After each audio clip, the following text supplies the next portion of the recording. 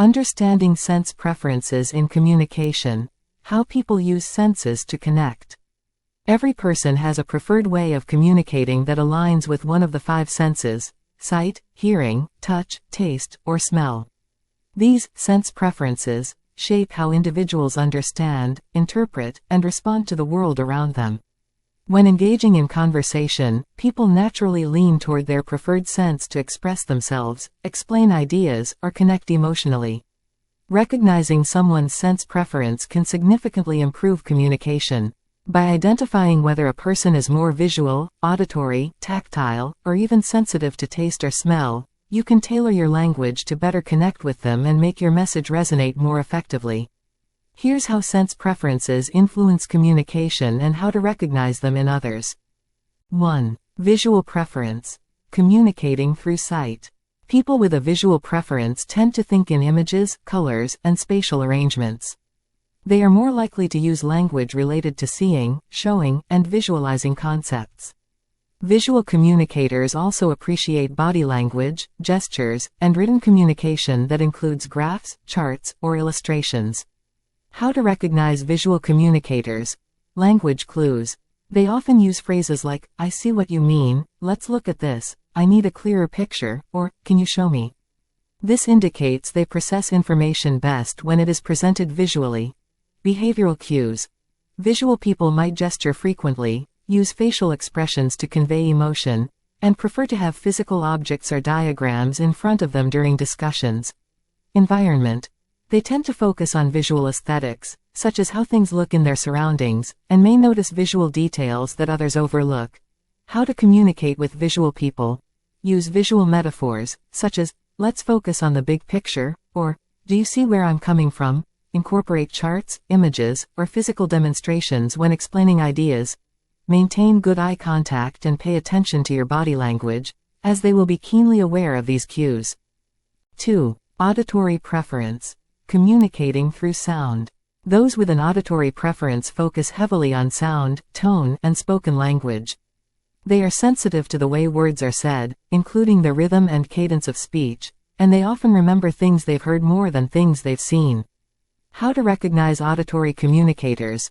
Language clues. Auditory individuals use phrases such as, "that sounds right," "I hear you," or "listen to this." Their language reflects a focus on hearing and sound. Behavioral cues. They may talk through problems or ideas out loud to process them and tend to be good listeners. They often prefer verbal instructions over written ones. Environment. They are more attuned to background noises and may comment on the sounds around them. They might also be drawn to music or audio cues during conversations. How to communicate with auditory people. Use phrases like, "that rings a bell," or "how does that sound to you?" to match their auditory preference. Speak clearly and vary your tone to keep them engaged. They respond well to nuanced vocal cues, so the way you say something matters. Repeat key points and ensure that important information is spoken rather than just written. 3. Kinesthetic preference. Communicating through touch and movement. People with a kinesthetic preference are very physical and tactile. They tend to communicate with their bodies, through touch, gestures, or movement, and are most comfortable expressing themselves physically. They learn by doing and remember experiences through the physical sensations associated with them. How to recognize kinesthetic communicators. Language clues. They often use expressions like, "I feel, that doesn't sit right with me," or "let's get a handle on this." Their language emphasizes touch, feeling, or physical movement. Behavioral cues. Kinesthetic individuals are more likely to use their hands while talking, move around during conversations, or touch objects to help them process information. Environment.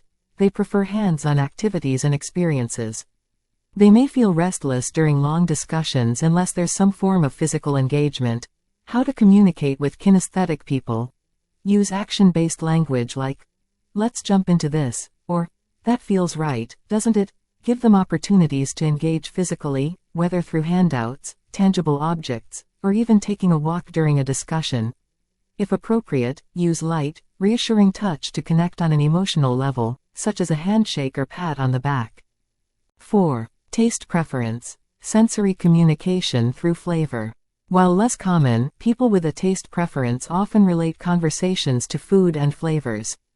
They are particularly attuned to sensory experiences related to taste, which they use to make sense of the world or connect with others through shared meals or culinary experiences. How to recognize taste-oriented communicators. Language clues.